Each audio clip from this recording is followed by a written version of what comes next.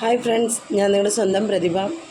ഞാനിപ്പോൾ ഈ ഒരു വീഡിയോ ആയിട്ട് വരാൻ കാരണം, എൻ്റെ അടുത്ത് പലരും ഒരു കാര്യം ചോദിച്ച കാരണം ഫോൺ ചെയ്ത് ചോദിച്ചവരുണ്ട്, അല്ലാതെ ചോദിച്ചവരൊക്കെ ഉണ്ട്. അപ്പം അവർക്കായിട്ടുള്ളൊരു എക്സ്പ്ലനേഷൻ എല്ലാവരോടും കൂടി ഇങ്ങനെ പറഞ്ഞുകൊണ്ടിരിക്കാൻ പറ്റില്ലല്ലോ. ഞാൻ എൻ്റെ ഒരു 17 വയസ്സൊക്കെ ആയപ്പോൾ ഞാൻ ചെന്നൈയിൽ പോയതാണ്. ചെന്നൈയിൽ അവിടെ നിന്നുകൊണ്ട് തന്നെ പിന്നെയുള്ള പഠിത്തങ്ങൾ പഠിക്കുകയും അതിനോടൊപ്പം ജോലി ചെയ്യുകയും ഒക്കെ ചെയ്ത് പാർട്ട് ടൈം ജോലി ഫുൾ ടൈം ജോലിയൊക്കെ ചെയ്തുമൊക്കെയാണ് ഓൺലൈൻ വഴി പഠിച്ചും പിന്നെ അങ്ങനെയൊക്കെ വീട്ടിലിരുന്ന് തന്നെ പഠിച്ചിട്ട് എക്സാം എഴുതാമല്ലോ. അങ്ങനെയൊക്കെയാണ് എൻ്റെ മുന്നോട്ടുള്ള പഠിത്തം ഞാൻ പഠിച്ചത്. ആ സമയത്ത് എൻ്റെ വീടിൻ്റെ അവസ്ഥയും ദാരിദ്ര്യവും പ്രശ്നങ്ങളും കാരണം ഞാനാണെങ്കിൽ എൻ്റെ ശമ്പളം ഞാൻ എൻ്റെ വീട്ടിലേക്ക് അയച്ചു കൊടുക്കുകയുണ്ടായി. അയച്ചു കൊടുത്ത് അവരുടെ കഷ്ടപ്പാട്, ദുരിതം, പ്രയാസം എല്ലാം വന്നപ്പോഴും നമ്മുടെ പഞ്ചായത്തിൽ നിന്ന് സ്ഥലവും വീടും തരുന്നുണ്ടായിരുന്നു. അങ്ങനെ സ്ഥലത്തിന് 1.5 ലക്ഷം രൂപയും വീടിനും അങ്ങനെ പിന്നെ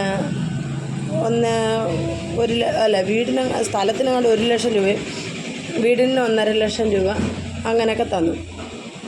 അങ്ങനെ 3 സെൻറ്റ് സ്ഥലം കണ്ടേ മേടിക്കാനൊക്കത്തുള്ളൂ. അങ്ങനെയാണ് അവർ ടാർഗറ്റ് ഇട്ട് നമുക്ക് 2.5 ലക്ഷം രൂപ തരുന്നത്. അങ്ങനെ ഞാൻ ആ 1 ലക്ഷം രൂപ കൊണ്ട് ആ 1 ലക്ഷം രൂപ കൊണ്ട് നമുക്ക് സ്ഥലവും വീടോ ഒന്നും മേടിക്കാൻ പറ്റത്തില്ല. അങ്ങനെ ഞാൻ എൻ്റെ അമ്മയൊക്കെ പറഞ്ഞ സമയത്ത് അത് എഴുതിക്കാൻ എല്ലാത്തിനും ഞാൻ തന്നെ കാശ് അയച്ചു കൊടുക്കും. അതിനോടൊപ്പം അവർക്ക് ഇച്ചിരി കൂടെ സ്ഥലം മേടിച്ചോട്ടെ എന്ന് കരുതി അങ്ങനെ 2 സെൻറ്റ് സ്ഥലം മേടിക്കാനുള്ള കാശേ ഉണ്ടായിരുന്നുള്ളൂ. പിന്നെ അത് എഴുതിക്കാൻ, അതിൻ്റെ പേപ്പർ ഇതെല്ലാം മേടിക്കാൻ എല്ലാത്തിനും എൻ്റെ കയ്യിൽ നിന്നാണ് കാശായത്. അങ്ങനെ അത്യാവശ്യം വന്നപ്പോൾ ബന്ധുക്കളുടെ കയ്യിൽ നിന്ന് ഒരു സ്വർണം എടുത്ത് പണയപ്പെടുത്തി ആ പണയം വീട്ടിൽ അവർക്ക് തന്നെ തിരിച്ച് മടക്കി കൊടുക്കാനും ഞാനാണ് കാശ് മുടക്കിയത്. അതിനോടൊപ്പം തന്നെ ഒരു 3.25 സെൻറ്റ് സ്ഥലവും കൂടെ അതിനോടൊപ്പം ഞാൻ മേടിച്ചു. അപ്പം മൊത്തം ഒരു 4 സെൻറ്റെന്ന് വെച്ചോ. അങ്ങനെ 5.25 സെൻറ്റ് സ്ഥലം, 3.25 സെൻറ്റ് സ്ഥലവും കൂടെ ഞാൻ അതിൻ്റെ കൂടെ മേടിച്ച് അതിലൊരു വീട് കെട്ടാൻ 1.5 ലക്ഷം രൂപ. അത് ചുമട്ടുകൂലി തന്നെ. അന്ന് നമുക്ക് വഴിയും തുറന്ന് നടവഴി മാത്രമേ, ഇപ്പം വണ്ടി കയറി വരുന്ന വഴിയുണ്ട്. അങ്ങനെ അവർ ഇതാക്കി. അപ്പം നമുക്ക് ഒന്നും ചെയ്യാൻ പറ്റാത്ത അവസ്ഥ. ഇതെല്ലാം ചെയ്തെങ്കിലും ഞാൻ എൻ്റെ എല്ലാവരെയും വിശ്വസിച്ച് ഞാനൊരു വലിയൊരു കർമ്മം അങ്ങ് ചെയ്തു. എൻ്റെ അമ്മയുടെ പേരിലാണ് ആ സ്ഥലം മേടിപ്പിച്ചത്. അതുകൊണ്ട് തന്നെ എനിക്കിന്ന് ഭയങ്കര ഒരമളിയാണ് പറ്റിയത്. ഞാൻ എഴുതേണ്ട സമയത്ത് എൻ്റെ പേരിൽ എഴുതുകയോ ഒന്നും ചെയ്തില്ല.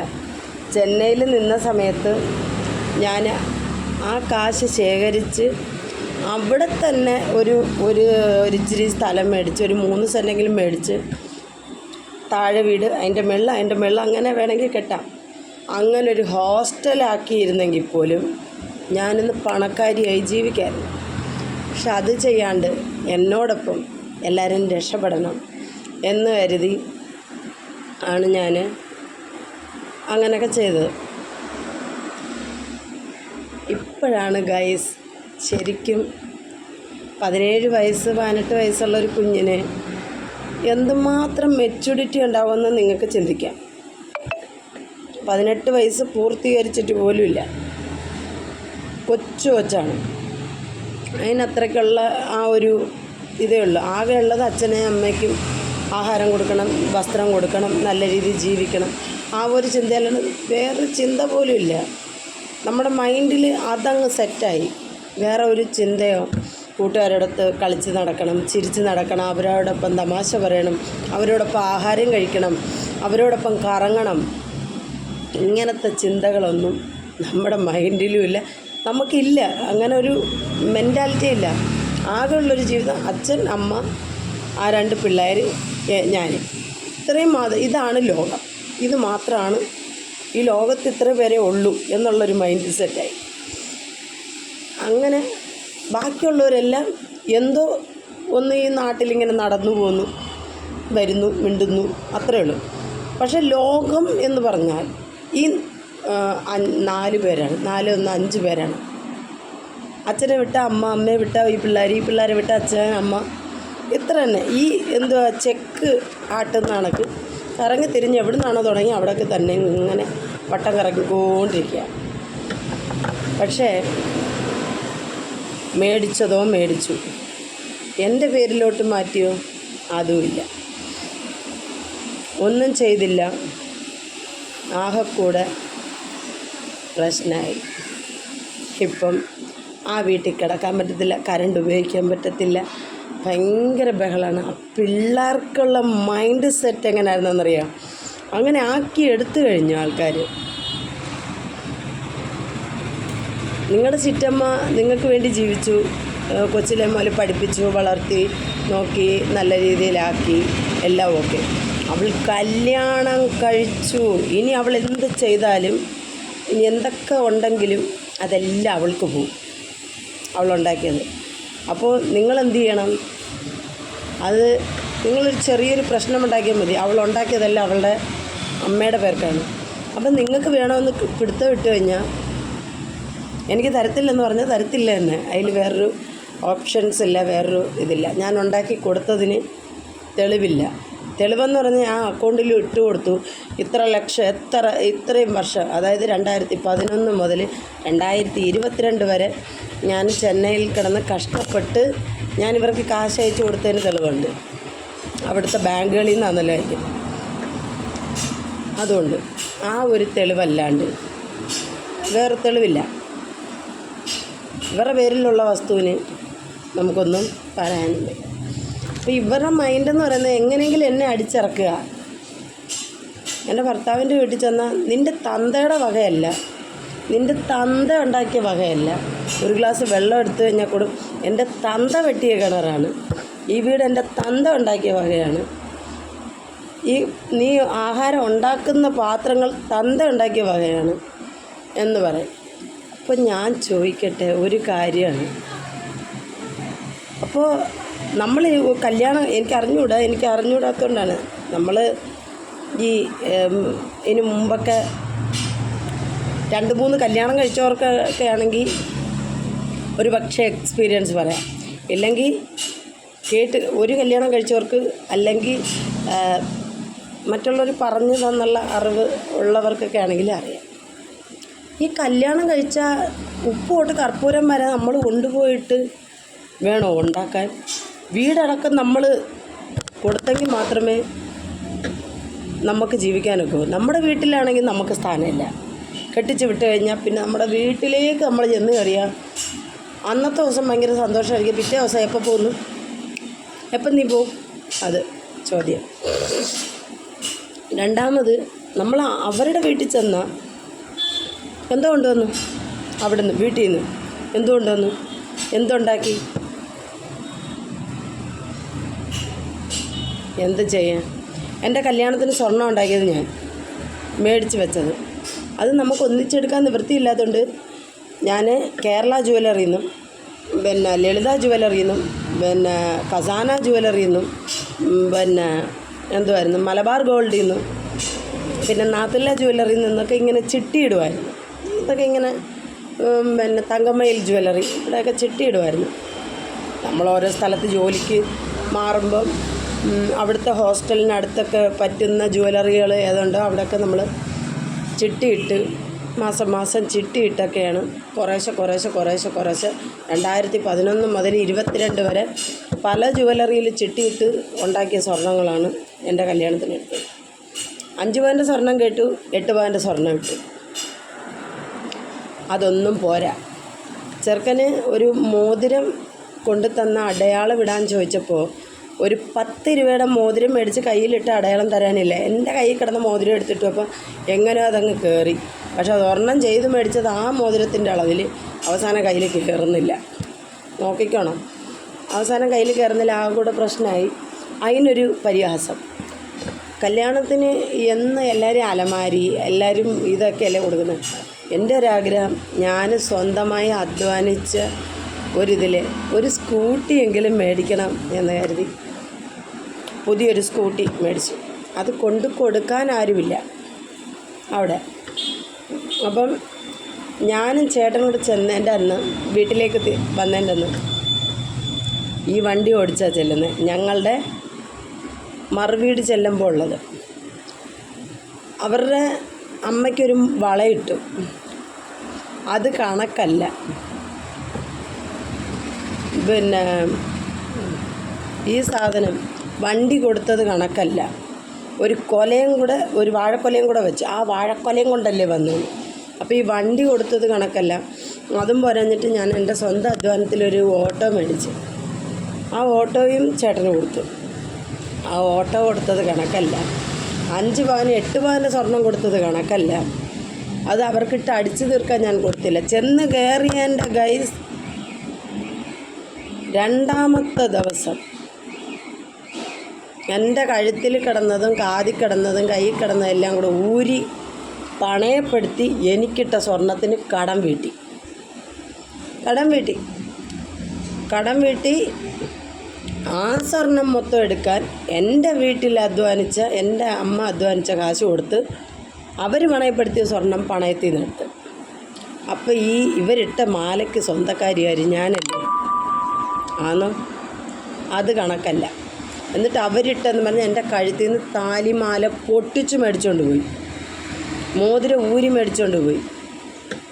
എല്ലാം കഴിഞ്ഞ് അവരുടെ പെങ്ങൾക്ക് ജോലി ചെയ്യാൻ വയ്യ.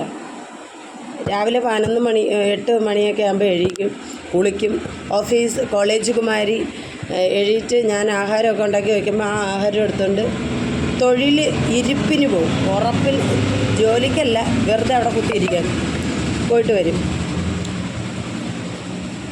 എന്നിട്ട് വൈകിട്ട് വരും, പിന്നെയും കുളിച്ചിട്ട് കയറി കിടക്കും, ഞാൻ ഉണ്ടാക്കുന്ന ആഹാരം കഴിക്കും. ഇത്രയൊക്കെ തന്നെ.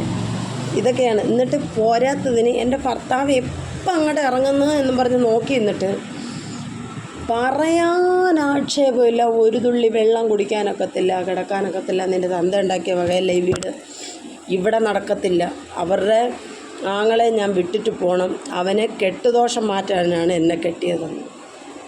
കെട്ടുദോഷം മാറ്റാൻ അവരുടെ എൻ്റെ നാത്തൂൻ്റെ മോൻ്റെ സഹായം കൊണ്ട് എൻ്റെ ആദ്യത്തെ കുഞ്ഞ് അബോർഷനായി. അവൻ എന്നെ പിടിച്ച് അവരുടെ അടുക്കളയിൽ നിന്ന് പിന്നെ നമ്മൾ ബാത്റൂമിലോട്ട് കയറാനായിട്ട് ഇറങ്ങുന്ന വഴി, അടുക്കളയിൽ നിന്ന് വെളിയിൽ ഇറങ്ങുന്ന വഴി സ്റ്റെപ്പാണ്, 2-3 സ്റ്റെപ്പാണ്. ഇറങ്ങാനൊരുങ്ങി എന്നെ പിന്നിൽ നിന്ന് തള്ളി. ഞാൻ മൂടിടിച്ച് വീണു. ഈ സൈഡിൽ കൈകുത്താൻ നോക്കിയപ്പം അത് തറയിലായിപ്പോയി. ഞാൻ പടിയിലിരുന്നിട്ട് തറയിൽ കൈകുത്തിയ തലകുത്തി വീഴില്ല. ഇടിച്ച ഇടിയിൽ തറയിൽ നിന്ന് ഉരുണ്ട് അവിടെ പോയി കിടന്നിടത്തിലേക്ക് കിടന്ന് മുള്ളി. പിന്നെ എപ്പോഴോ എങ്ങനെയോ ബോധം വന്നു. ആ പരിസരത്തുള്ളവരുമായിട്ട് മൊത്തം ഒരു പിണക്കത്തില്ല, മൊത്തം ഒരെണ്ണം സഹകരിക്കത്തില്ല. എങ്ങനെയാണ് ഇവരുടെ വായിൽ ചെന്ന് ചാടാൻ പേടിയാന്നാണ് പറഞ്ഞത്. നമ്മൾ ആദ്യമായിട്ട് കല്യാണം കഴിച്ചൊക്കെ ചെല്ലുമ്പോൾ അയൽവക്കക്കാരൊക്കെ നമ്മളെ കാണാൻ വരും. കല്യാണം കഴിച്ച് വരുന്ന പെണ്ണിനെ കാണാൻ വരും, നോക്കാൻ വരും, സംസാരിക്കാൻ വരും, താല്പര്യം കാണിക്കും. എല്ലാവരും എന്നെ ഇങ്ങനെ നോക്കുക. അങ്ങ് പോയി നോക്കിയിട്ട് ഇങ്ങനെ നേരെ കണ്ണിട്ട് നോക്കിയിട്ട് അവരങ്ങ് പോവുക, മിണ്ടുന്നില്ല. അങ്ങനെ വീട്ടിൽ ആരുമില്ല, ഞാൻ ഒറ്റയ്ക്കിരിക്കുക. ഞാനിവരെ നോക്കി ചിരിച്ചു. നമുക്ക് പരാതിയൊന്നുമില്ല, നമ്മൾ അവരുമായിട്ടൊരു പ്രശ്നമല്ലേ, നമുക്കറിയത്തുമില്ല. ചിരിച്ചപ്പോഴത്തേക്ക് എന്നോട് ആംഗ്യത്തില്ല, അവിടെ ആരെങ്കിലും ഉണ്ടോ എന്ന് പറഞ്ഞു. ഇല്ല എന്ന് പറഞ്ഞു. ഇങ്ങനെ ആക്കി, മിണ്ടല്ലേ എന്ന്. അപ്പം ഞാൻ പറഞ്ഞു ആരുമില്ല എന്ന് പറഞ്ഞു. അപ്പോൾ എന്നോട് ചോദിച്ച് സുഖമാണോ, എങ്ങനെയുണ്ട്, എങ്ങനെ ഈ കല്യാണം വന്ന് എന്നൊക്കെ ചോദിച്ചു. എന്നിട്ട് പറഞ്ഞ് മിണ്ടാൻ ആഗ്രഹം ഉണ്ടായിരുന്നു, വച്ചേ വന്ന് കണ്ടപ്പം മിണ്ടാൻ ആഗ്രഹം ഉണ്ടായിരുന്നു, മിണ്ടിയാൽ പ്രശ്നമാകും, പിന്നെ ഞങ്ങൾക്ക് ഇവിടെ കിടന്നുറങ്ങാക്കൂല. എങ്ങനെയുണ്ട്? ആ അയൽവക്കക്കാർ എന്നോട് പറഞ്ഞ കാര്യമാണ്. ഒരു പ്രായമുള്ള അപ്പച്ചൻ എന്നോട് അങ്ങനെയൊക്കെയുള്ള കുറേ കഥകളാണ്. നമുക്കൊരു സമാധാനമോ സ്വസ്ഥതയോ ഒന്നും കിട്ടത്തില്ലായിരുന്നു. ഈ വീട്ടിലും അത് തന്നെ. അതുകൊണ്ട് എനിക്ക് പറയാനുള്ളത് ഒരൊറ്റ കാര്യമുള്ളൂ, നമുക്ക് സ്വന്തമായി കിടക്കാൻ കിടപ്പാടവും എല്ലാം ഒരുക്കി വെച്ചിട്ട് വേണം പോവാൻ. നമ്മൾ വീട്ടിലുള്ളവർക്ക് അന്നം കൊടുക്കുന്നു, ആഹാരം കൊടുക്കുന്നു, വസ്ത്രം കൊടുക്കുന്നു, വിദ്യാഭ്യാസം കൊടുക്കുന്നു, എല്ലാം കൊടുക്കുന്നു. എങ്കിലും നമ്മുടെ രക്തത്തിൽ പിറന്നതിനെ അല്ലാത്തതിനെ നമ്മളിനി പൊന്നുകൊണ്ട് അഭിഷേകം ചെയ്താലും എന്തിന്? നിന്നോട് ഞാൻ നിന്നോട് ആവശ്യപ്പെട്ട എന്നൊരൊറ്റ ചോദ്യം അല്ലാണ്ട് വേറൊന്നും കിട്ടില്ല. പണ്ടുള്ളവർ പറയാടി, നീ അവർക്ക് വേണ്ടി ഇങ്ങനെ കഷ്ടപ്പെടുന്നതിലൊന്നും തെറ്റില്ല, പക്ഷേ നീ നിന്നെയും കൂടെ ശ്രദ്ധിച്ചില്ലെങ്കിൽ ആട് കിടന്നിടത്തൊരു കൂട പോലും കാണത്തില്ല. എൻ്റെ കാര്യത്തിൽ അത് അടിവരയിട്ട് എഴുതി ഇങ്ങനെ ഒപ്പിട്ട് വയ്ക്കാം. അതാണ് എൻ്റെ അവസ്ഥ. വെറും പട്ടിക്ക് കൊടുക്കുന്ന മര്യാദ പോലും എനിക്കില്ല. അതാണ് എൻ്റെ അവസ്ഥ. എന്നെപ്പോലെ ആരും ആവരുത്. നിങ്ങൾ ഉണ്ടാക്കുന്ന കാശിൽ 1 രൂപയെങ്കിലും 5 രൂപ ഉണ്ടാക്കിയ അല്ല 2 രൂപ എങ്കിലും നമുക്കൊന്ന് മാറ്റി വെച്ചില്ലെങ്കിൽ നമുക്ക് പിന്നെ ഒന്നും കാണത്തില്ല. ഒന്നും കാണത്തില്ല. എപ്പോഴാ നമ്മൾ ചാവും, എപ്പോഴാ കട്ടിലൊഴിയും എന്നും പറഞ്ഞ് നോക്കിയിരിക്കുന്ന ആളാണ് ഞാൻ. പ്രസവിച്ച് 56 കഴിഞ്ഞ് 57ാമത്തെ ദിവസം എന്നെ എൻ്റെ മാമിയാർ എൻ്റെ അമ്മായിയമ്മയുടെ വീട്ടിൽ കൊണ്ടുപോയി. അതുവരെ എൻ്റെ വീട്ടിൽ നിർത്തിയുള്ളൂ. തുണി അടിച്ച് നനയ്ക്കണം, കഞ്ഞി വെക്കണം, കറി വെക്കണം, പാത്രം കഴുകണം, വീടെല്ലാം തൂത്ത് വരണം, മുറ്റം തൂത്ത് വരണം, മുറ്റം എല്ലാം തൂത്ത് വരണം. എൻ്റെ അവസ്ഥ ഇന്ന് നടുവേദനയാണ്. നീണ്ടു നിവർന്ന് കിടക്കാൻ വയ്യ. വെയിറ്റ് ചുമക്കണം, എല്ലാം. അതും ഒരു കുന്നിൻ്റെ മണ്ടയിലൊരു വീട്, ആ പടി മൊത്തം കയറണം. പ്രസവിച്ചിട്ട് വന്ന് 58ാമത്തെ ദിവസം മുതൽ ഞാൻ ചെയ്യുന്ന പണിയുടെ കാര്യമായി പറഞ്ഞു. ഒരു 3 മാസത്തിന് മേളിൽ വേണം ഒരു പ്രസവിക്കുന്ന ഒരു നോർമൽ ഡെലിവറി എന്ന് പറയുന്ന ആ പെണ്ണ്. നോർമൽ ഡെലിവറി എന്ന് പറയുന്നില്ലേ, ഒരു ഓപ്പറേഷൻ ചെയ്തിട്ട് വരുന്ന ഒരു സ്ത്രീക്ക് പെട്ടെന്ന് ആ മുറിവ് കരിഞ്ഞാൽ അവൾക്ക് എഴുതിയിട്ട് നടക്കാൻ വലിയ പ്രശ്നങ്ങളൊന്നുമില്ല, അതങ്ങ് ക്ലിയറായി വരും. പക്ഷേ ഈ നോർമൽ ഡെലിവറി എന്ന് പറയുന്ന ആ സ്ത്രീ എഴുതിയിട്ട് നടക്കണമെങ്കിൽ 3 മാസം കഴിയും ശരിക്കൊന്ന് നിവരാൻ. അതേസമയം ഓപ്പറേഷൻ ചെയ്തവൾക്കാണെങ്കിൽ ആ സ്റ്റിച്ച് എടുക്കുമ്പോൾ മുതൽ അവൾ സുഖമായി നടന്നു തുടങ്ങും. പിന്നെ ഉള്ളിൽ വേദന ഉണ്ടാവും എന്നേ ഉള്ളൂ. പക്ഷേ ഈ നോർമൽ ഡെലിവറി എന്ന് വിളിക്കുന്ന ആ പെൺകുട്ടി നിവർന്ന് നടക്കാൻ 3 മാസത്തിന് മേളിലെടുക്കണം. നട്ടെല്ല് വേദന ഉണ്ടാവും. അവളുടെ എല്ലാ എല്ലിൻ്റെ ജോയിൻ്റ് ഇളകി വിട്ട് വന്നിട്ടാണ് അവൾ പ്രസവിക്കുന്നത്. ഒരു കുഞ്ഞിന് ഇത് പ്രസവിക്കുന്നത്. അത് പോരാഞ്ഞിട്ട് ഈ വയറ് 7 ലെയറുണ്ട് വയറ്. ആ 7 ലെയറും കീറിയാണ് കുഞ്ഞിനെ എടുക്കുന്നത്. എൻ്റെ പൊന്നു മനുഷ്യരെ, പച്ചയ്ക്ക് പറയുകയാണെങ്കിൽ ഉയിർനാടി, നമ്മളുടെ ഒരു കുഞ്ഞ് ജനിക്കുന്ന ഉയിർനാടി അറുത്ത് കീറിയാണ് കുഞ്ഞിനെ എടുക്കുന്നത്. അതെന്ത് 7 ലെയറല്ലേ, ഒറ്റ ലെയറാ? അതിനെ അറുത്ത് കീറിയാണ് എടുക്കുന്നത് കുഞ്ഞിനെ.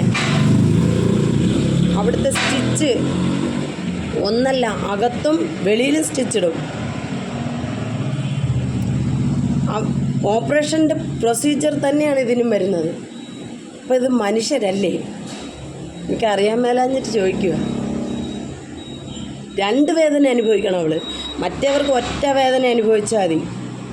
ഒറ്റ വേദന, ഒന്ന് കീറിയെടുത്തതിൻ്റെ വേദന മാത്രം. മറ്റേതങ്ങനല്ല, മരണവേദനയുടെ അങ്ങേ അറ്റത്ത് വന്ന് ഭ്രാന്ത് പിടിച്ച് ആ നിമിഷം ആനയല്ല അതിനേക്കാളും ബലമുള്ളൊരു സാധനം വന്നാലും കുത്തി ഓടിക്കുന്ന രീതിയിലാണ് ആ സ്ത്രീ മനോനില തെറ്റിയത് കണക്കാണ് ഒരു ലേബർ റൂമിൽ കിടക്കുന്നത്. മനോനില തെറ്റിയ കണക്ക്. ആ നിമിഷം ഞാൻ അനുഭവിച്ച കാര്യമാണ് ഞാൻ പറയുന്നത്. എനിക്ക് നെഞ്ചിന് വേദന വരുന്നു, എനിക്ക് ശ്വാസം കിട്ടുന്നില്ല വേദന കാരണം. ഞാൻ എൻ്റെ നെഞ്ചിലിങ്ങനെ ഇടിച്ചു തീരാൻ പോകുന്നു കരുതിയിട്ട് അവസാനം എനിക്ക് വേദന കൊണ്ട് ഞാൻ ആ കമ്പിയിൽ പിടിച്ച് വലിച്ച് മുറുക്കി എനിക്ക് കിടക്കാൻ വയ്യാണ്ട് ഞാൻ അവിടെ കിടന്ന് മുള്ളി വാരി ഛർദ്ദിച്ച് എനിക്കറിയത്തില്ല ഞാൻ അവിടെ നിന്ന് കാണിച്ചു കൂട്ടിയ കാര്യങ്ങൾ. അലർച്ചയോ, എൻ്റെ സൗണ്ട് തന്നെ എനിക്ക് തന്നെ കേട്ടിട്ട് എൻ്റെ കാതടിച്ചു പോയി. അത്രയ്ക്ക് ഒരു ഭ്രാന്തിയെപ്പോലാണ് ഞാനവിടെ കിടന്നത്. ഒന്നും രണ്ടുമല്ല, 21-ാം തീയതി ഞാൻ വേദനയായിട്ട് തിരുവനന്തപുരം മെഡിക്കൽ കോളേജിൽ SITയിൽ ഞാൻ കയറി. ആ വേദന മൊത്തം അനുഭവിച്ച് 2nd സ്റ്റേജ്, പിന്നാണ് 3rd സ്റ്റേജിൽ കൊണ്ടുപോകുന്നത്.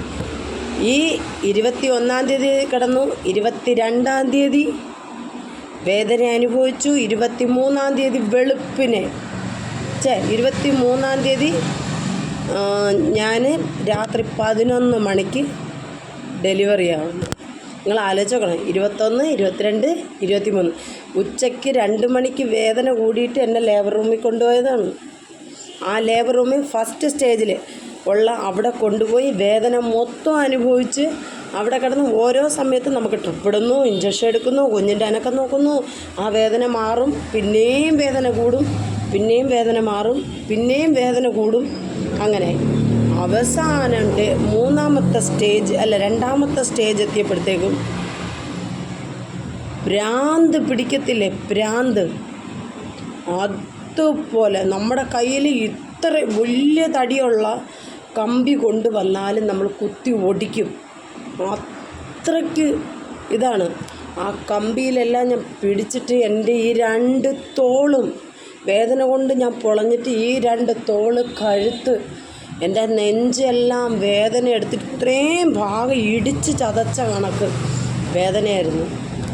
കൈ ഇങ്ങനെ പൊങ്ങത്തില്ലായിരുന്നു. ആ വേദന എനിക്കിപ്പോഴും ഇങ്ങനെ ഇച്ചിരി പൊക്കുമ്പോൾ ഇപ്പോഴും ഉണ്ട്. അപ്പോൾ ആലോചിച്ച് നോക്കണം ഒരു പെണ്ണിൻ്റെ അവസ്ഥ.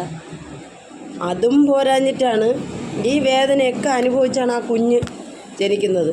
ആ കുഞ്ഞിനെ നമുക്ക് വെളിയിലെടുക്കാൻ കഴിയില്ല എന്ന് പറയുമ്പോൾ അറുത്ത് കീറുകയാണ് ചെയ്യുന്നത്.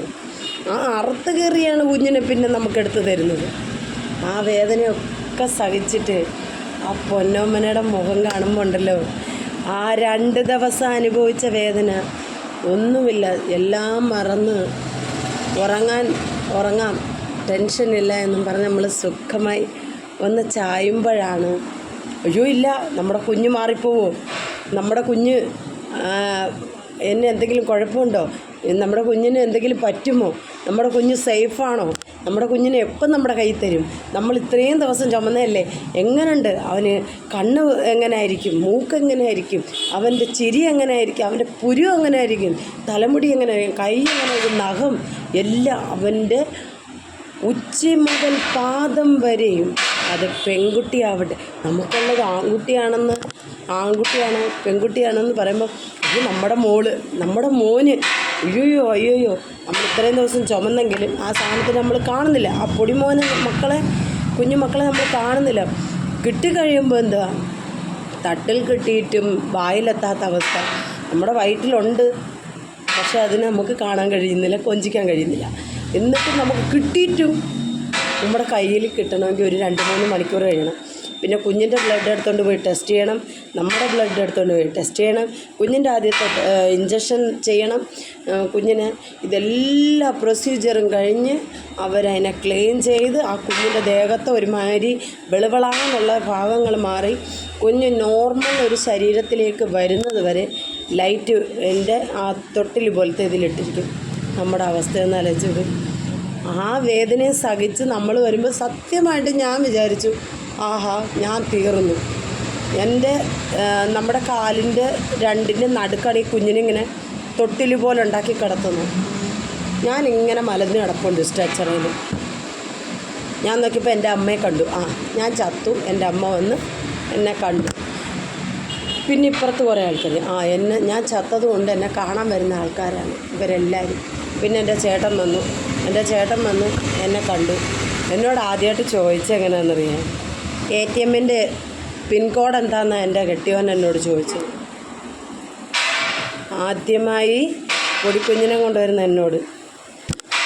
അത് കഴിഞ്ഞ് എനിക്ക് ഇപ്പോഴും ഓർക്കുമ്പോൾ ഉള്ള ഒരവസ്ഥയാണ്. പിന്നീട് എൻ്റെ അമ്മ എനിക്ക് ഈ 2 കന്നത്തിൽ മാറി മാറി ഉമ്മ വയ്ക്കുമോ എൻ്റെ അമ്മ. എന്നിട്ട് എന്നെ കെട്ടിപ്പിടിച്ച് വാവക്കുഞ്ഞിനെ എടുത്ത്, സത്യം പറഞ്ഞാൽ അപ്പോഴാണ് ഞാൻ മനസ്സിലാക്കി, അയ്യോ ഞാൻ ചത്തിട്ടില്ല, ജീവനോടുണ്ട്. എൻ്റെ അമ്മയാണെങ്കിൽ കണ്ണിൽ കൂടെ കണ്ണീര് വരുന്നത് ആ സമയത്ത്. ഇപ്പോൾ അവരൊക്കെ മാറി കേട്ടോ, വല്ലാത്ത ഒരു രീതികളിലായി. ഈ 2 വേദന അനുഭവിക്കുന്നവർ എന്ത് പറയണം നമ്മൾ. എന്നിട്ട് പോലും ഒരു മനസാക്ഷി കാണിച്ചില്ല. നമ്മളോട് ചെയ്യുന്നത്, നമ്മളെ പോലുള്ളൊരു പെൺകുട്ടികളെ കെട്ടിച്ച് വിടുമ്പോൾ നമ്മൾ കാശ് കൊടുത്ത് അവരുടെ വീട്ടിലൊരു വേലക്കാരി ആവശ്യമുണ്ട്, അതിനാണ് നമ്മളെ കൊണ്ടുപോകുന്നത്. അല്ലാണ്ട് നമ്മളൊരു മരുമോളായിട്ട് കണ്ടിട്ടില്ല. അവർക്ക് വേണ്ടത് കൂടെ കിടക്കാനൊരു പെണ്ണും പിള്ള, 10 പേരറിയേ, വീട്ടിൽ അടിച്ച് തുണിയെല്ലാം കഴുകി കൊടുക്കാനൊരു വേലക്കാരി, കഞ്ഞി വെക്കണം, കറി വെക്കണം, എല്ലാം ചെയ്യണം. അവർ പെങ്ങന്മാരുണ്ടെങ്കിൽ അവർ ആട്ടും തുപ്പും കേൾക്കണം. അവിടെ സഞ്ചാനിയും വന്ന, പെരവാസ്തോലി വന്ന, പാചകം ചെയ്യാനൊരു പാചകക്കാരി. ഒരു മരണം നടന്ന് എൻ്റെ പൊന്നു മക്കളെ, ഉപ്പുമിട്ട് കർപ്പൂരം വരെ ഞാൻ ഒറ്റയ്ക്ക് വേവിച്ച് പറക്കി കൊടുക്കണമായിരുന്നു. അതൊക്കെ ഓർത്താ തൊഴുതു പോണം. എന്നിട്ട് അവരുടെ വീട്ടിലുള്ള എല്ലാ ബന്ധുക്കൾക്കും ഞങ്ങൾ തുണിയെടുത്ത് കൊടുത്തില്ല എന്ന് ഒരു പ്രശ്നം. അങ്ങനെയൊക്കെ ഒരുപാട് കഷ്ടപ്പെട്ടാണ് ഞാൻ വന്നത്. നമ്മുടെ കഷ്ടപ്പാട് തീരുന്നുണ്ടോ? എന്നിട്ടും തീരുന്നില്ല. ഒരു പൊടിമോനെ കിട്ടി, അതിനെ ഇങ്ങനെ ഇല്ലേ ഭൂതം നിധി കാക്കുന്ന കണക്ക് കാത്ത് വളർത്തുകയാണ്. നിങ്ങളെല്ലാവരും എനിക്ക് വേണ്ടി പ്രാർത്ഥിക്കണം കേട്ടോ. എന്നെ ഒരുപാട് പേര് ഇഷ്ടപ്പെടുന്നുണ്ടെന്ന് അറിഞ്ഞതിൽ എനിക്ക് ഭയങ്കര സന്തോഷമായി. മെസ്സേജൊക്കെ കണ്ടപ്പോൾ ഉണ്ടല്ലോ, എനിക്ക് ഒരുപാട് സന്തോഷം തോന്നി കേട്ടോ. ഒരുപാട് സന്തോഷം തോന്നി. എന്നെ ഒരുപാട് പേര് സ്നേഹിക്കുന്നുണ്ടല്ലോ, അതൊക്കെ മതി, അത്രയും മതി. നിങ്ങളൊക്കെ എന്നെ കാണുന്നുണ്ട്, എൻ്റെ അവസ്ഥ അറിയാം, എൻ്റെ വീട്ടിലുള്ള എൻ്റെ ആണ് നിങ്ങളെല്ലാവരും എന്ന് ഞാൻ വിശ്വസിക്കുകയാണ്. അപ്പം എൻ്റെ അവസ്ഥ അറിയാവുന്ന എല്ലാവരും എനിക്ക് വേണ്ടി, എൻ്റെ പൊടിവാവച്ചിക്കും വേണ്ടി പ്രാർത്ഥിക്കുക. അപ്പോൾ ശരി, ബൈ.